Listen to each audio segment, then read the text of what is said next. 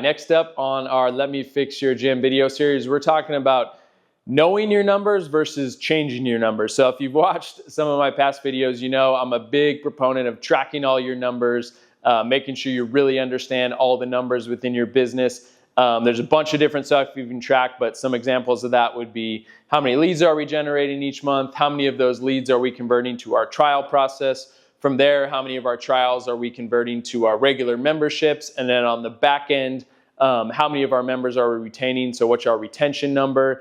And then all those numbers kind of going into the big picture of being able to how profitable is our gym. Obviously, we want to know how much revenue we're generating, but at the end of the day, the main goal we're focused on is being able to generate at least 30% net profit each month, and all those different numbers with lead generation, sales, retention, all that kind of stuff goes into that.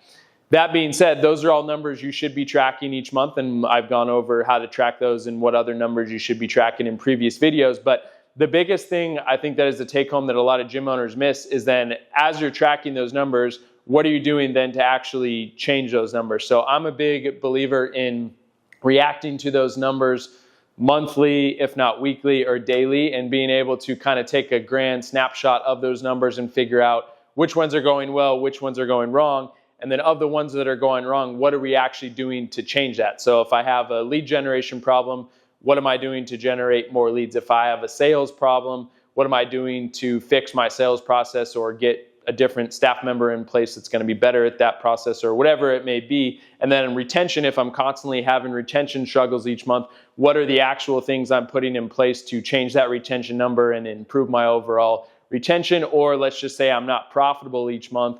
What am I doing to dig down? What numbers am I attacking to really make sure that now that I am working towards becoming profitable? So it's one thing to track your numbers. That's really, really important. But it's another thing to actually react to those numbers on a weekly, daily, monthly, yearly basis, and then actually figure out a game plan to how you're going to change those numbers. So I would encourage you to continue to track all those numbers, but also spend the time at the end of each week, each month, each year, figuring out a game plan of how you're actually going to change those numbers and improve the ones that are lagging so that you can continue to improve the efficiency of your business and really get to that point of being able to have a profitable gym and fitness business every month.